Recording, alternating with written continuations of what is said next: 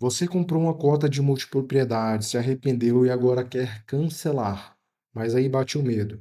Será que eu vou perder tudo que eu já paguei? E a empresa provavelmente te disse que sim, que a multa é altíssima e que você vai perder quase todos os valores que foram pagos quando você ainda não sai devendo. Mas existe uma súmula do STJ que muda completamente essa conversa, e a maioria das pessoas nunca ouviram falar sobre ela. Eu me chamo Rafael Aguiar. Sou advogado e nesse canal eu te explico de forma clara quais são seus direitos como consumidor. No vídeo de hoje você vai entender uma coisa só que vale muito dinheiro. Quanto do valor pago você pode recuperar quando for cancelar uma cota de multipropriedade? E o que faz essa conta subir ou descer? Vamos lá? Mas antes de falar em porcentagem, existe uma pergunta que muda todo o resto. Por que esse contrato está sendo desfeito? Existem basicamente dois cenários e eles são bem diferentes. E o dinheiro que você vai conseguir recuperar depende de qual cenário é o seu. E o cenário um é quando a culpa foi da empresa. E isso acontece mais do que parece. A obra atrasou ou nunca ficou pronta. Te prometeram uma coisa na sala de vendas, mas no contrato dizia outra. Te prometeram que era fácil revender ou alugar, e depois você percebeu que não era bem assim. Ou quando te empurraram esse contrato no susto. Aquele ou você assina hoje ou essa condição acaba. E quando o problema parte da empresa, entra em cena a súmula 543 do STJ. E de forma bem resumida, ela diz o seguinte: quando o contrato ele é desfeito por culpa da empresa, essa devolução dos valores ela tem que ser feita de forma integral, ou seja, 100% dos valores que foram pagos e sem desconto de multa. E mais, essa devolução ela tem que ser feita em parcela única e com correção monetária. Eles não podem querer te pagar da forma que você pagava em várias parcelas no decorrer dos anos. Resumindo, a empresa não pode reter uma parte do valor e ela não pode querer te pagar em 12 parcelas, por exemplo. Os tribunais tratam esse tipo de cláusula como abusiva. E o segundo cenário é quando você simplesmente desistiu, sem qualquer motivo. Aqui você não tem uma reclamação grave contra a empresa, só mudou de ideia, não quer continuar pagando as parcelas e quer desistir do contrato. Aqui sim, a lei permite que a empresa retenha uma parte do valor. É a chamada cláusula penal. Mas presta muita atenção nisso porque essa parte ninguém te conta. Os tribunais brasileiros vêm fixando o entendimento de que essa retenção ela não pode ultrapassar 25% dos valores que você pagou. Mas existe um caso específico de empreendimento com estrutura de patrimônio de afetação em que a lei fala até 50% de retenção. E aqui entra o ponto que mais interessa. Esse limite de 50% está em discussão no próprio STJ.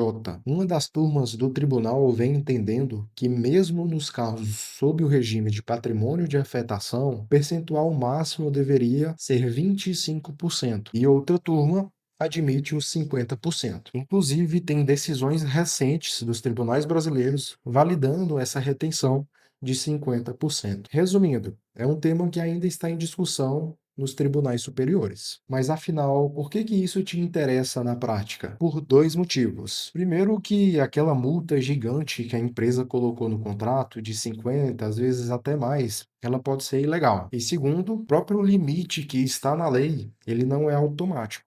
Precisa ser analisado individualmente. Isso porque a lei fala em até 50% e não 50% em todos os casos. Então, se a empresa não consegue comprovar que teve esse prejuízo todo, dá para discutir uma redução na justiça. Nesses casos, os juízes costumam reduzir esse percentual de multa para não gerar um enriquecimento indevido da empresa às suas custas. E aqui tem mais duas coisas que entram ao seu favor, independentemente de qual cenário você esteja. E a primeira é a devolução. Quando ela é devida, a empresa ela tem que fazer à vista e corrigida monetariamente. Essa ideia de que a empresa só vai te pagar quando conseguir revender a cota, os tribunais entendem como sendo abusivo. E dois, se te cobrarem taxa de fruição quando o imóvel não foi sequer entregue para você, essa taxa ela é indevida. Não tem como cobrar uma taxa de algo que você sequer chegou a utilizar. Então, afinal de contas, o que você tem que fazer quando está nessa situação?